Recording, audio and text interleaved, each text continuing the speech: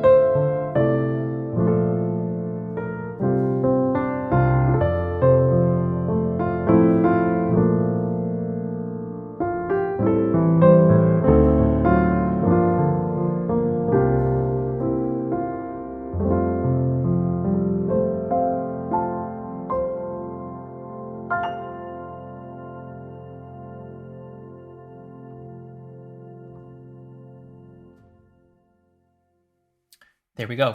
That is the out-of-the-box sound for Spotlight Piano. It's very emotional, very soft, and very encapsulating, right? Like it wraps around you. Really feels like it's a really intimate setting, and it just sounds so warm. And that's the main reason I enjoy this so much. Like it really gives me the setting of like sitting in a concert hall and having the spotlight shine down on the piano, the performer, and them just playing for me. I really like that tone. And a lot of my music kind of falls into more of the ballad category anyway. So if I'm looking for a piano library to give me that warm, full sound, this is usually the one that I will turn to. Another thing that makes this library really fun to use is also that the GUI is not complicated. You can see there are a few things that you can tweak, right? The knobs, you have piano noise, the space or the reverb and the room tone. You also have color and timbre shifts and stereo width. So you actually get quite a bit of flexibility here without cluttering up the GUI, which is a really cool thing. And then we also have the raw sound of the piano plus some atmospheric elements. These can be turned on and off as you please. And I think just out of the box, the balance is really nice too. And then instead of mic positions, which you can play around with, I think, you also have just this perspective slider, which allows you to bring it closer to you and farther. So of course that changes the positioning of where you're sitting respective to where the piano is, which is really cool. The other thing is that it also comes with different snapshots. So there are different elements that you can choose from. Here we've been listening to balance, but if we choose big body, for example, now you can see these parameters change a little bit and it'll sound like this.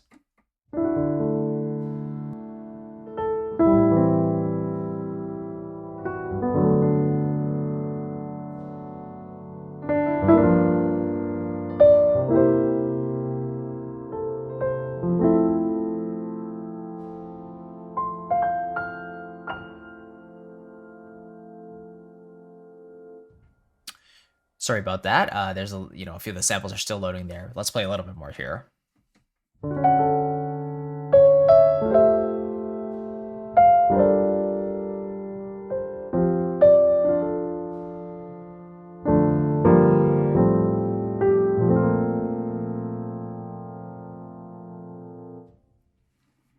So it's a slightly different sound there. A little bit less of maybe the low end. I feel more of the body there. I also hear a bit more of the highs as well. So that's really cool. Maybe let's hear recital. So this is more of a classical approach.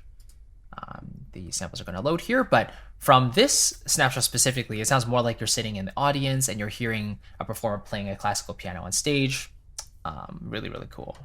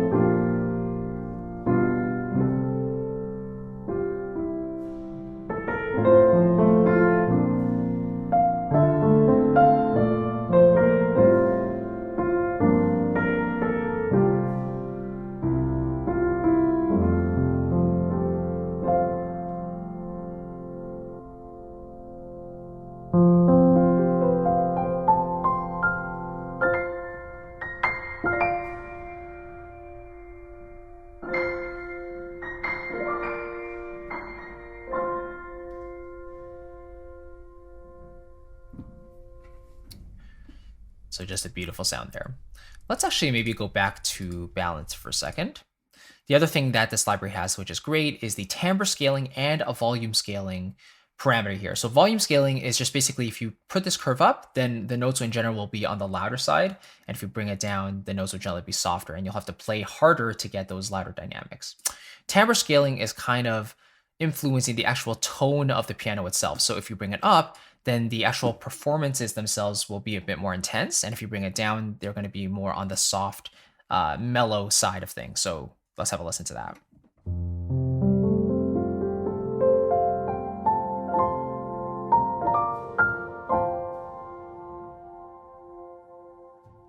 So very soft and delicate. Let's bring it up.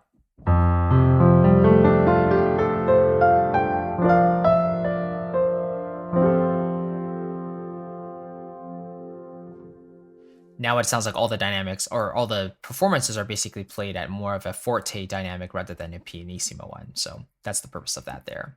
But yeah, those are the kind of the basic elements of this piano. But out of the box, you can tell it's really meant for those emotional, sparse sort of arrangements where it's just the piano, maybe a solo instrument above it. It's not complicated at all. It's really easy to play and it just takes you away on that journey, which I really enjoy. So it's a very niche piano, right? It fits that type of category really well. And the other piano library that I use all the time is cinepiano. So by contrast, cinepiano is more of an all-purpose piano, and it comes with 4 patches compared to Spotlight Piano's 1. Cinepiano is out of the box sounds like this.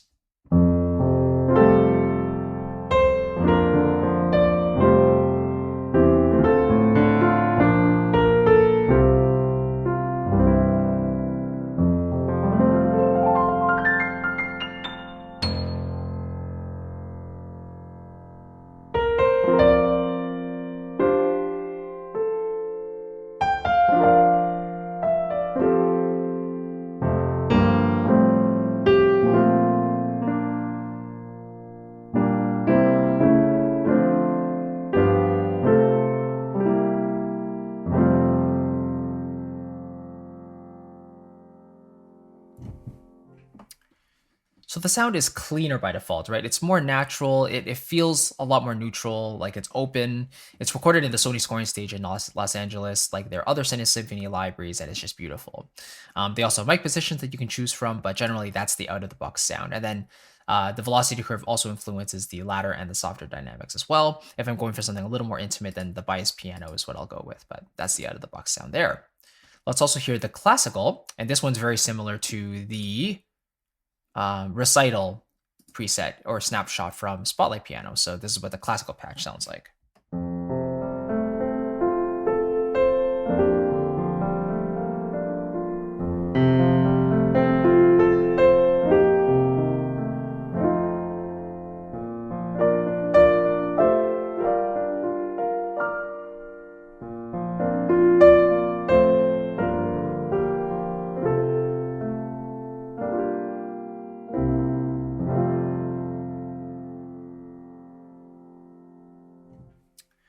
right? So it really feels like it's mic'd further away and you're just appreciating it from more of an audience's perspective.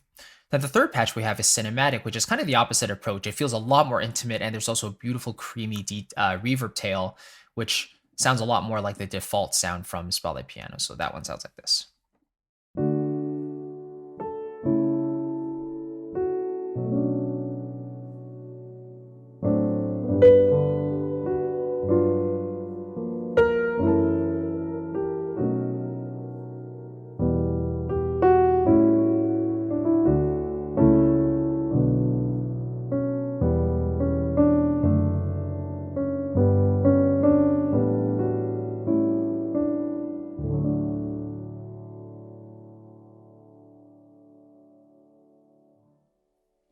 So really nice sound there. And then the final one we have, the fourth patch from this library, is Rock Studio Grand. So it sounds a lot more rocky. So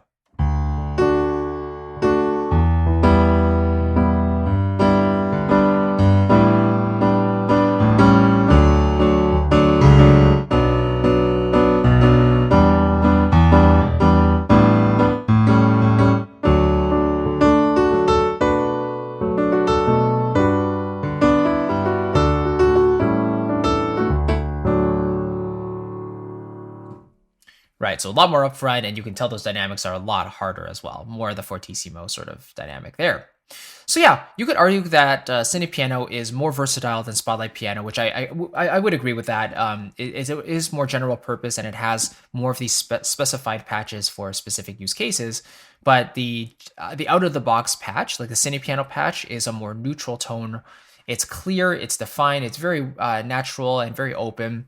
Whereas for Spotlight Piano, it hones in on that emotional sound, but it's also very clear and very detailed as well. With those additional atmospheric elements, it really just creates that scoring, intimate sort of feel that you don't get quite as easily with cinepiano. So I enjoy Spotlight Piano because of its emotional nature right out of the box. It's super easy to use, and I don't really have to dial anything in. For cinepiano, it's just my general purpose piano that is applicable to many situations. And of course, I can add warmth to it and butter it up if I want to. But in general, out of the box, it sounds amazing. It's just really, really beautiful to play with, really user friendly, and so I really enjoy it. So I would love to hear from you, like out of these two pianos, even if you have a ton of them, if you don't own either of these, or maybe you just own one of them, do you like the other one that you're hearing, or do you like both of them if you don't own either, and why? I'd love to hear your thoughts on this, maybe which one you prefer over the other and why. Let me know in the comment below. And of course, if you want to get the rest of my recommendation list on all the different libraries from the different sections like strings, winds, brass, percussion, also jazz libraries, ethnic libraries, all that stuff, I've categorized it into my sample library buyer's guide that you can grab absolutely free down in the description box below. And it's my gift to you for watching this video today, and I really hope you enjoy it and it helps you out on your next purchase. So thank you again for watching. I really appreciate it. I'll catch you in the next one, and I'll see you very soon. Take care. Bye-bye.